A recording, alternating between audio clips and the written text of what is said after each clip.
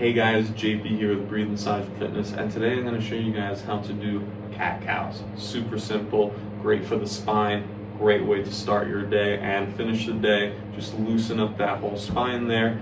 All we're going to do is we're just going to get on all fours, okay? We want to pretty much be like a box here, and all we're doing is we're just trying to essentially create a crescent shape with our spine this way, and then we're going to do the opposite. We're going to round as much as possible the spine, okay? So it's going to look a little something like this.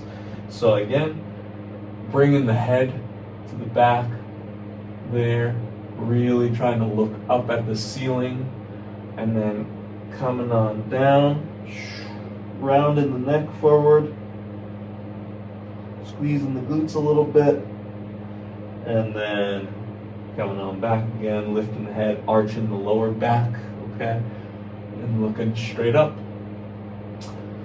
And that's how we do cat-cows, all right? I hope this is helpful for you guys. I would recommend probably doing this again before bed or when you wake up first thing in the morning. Be feeling great. Thanks so much for watching.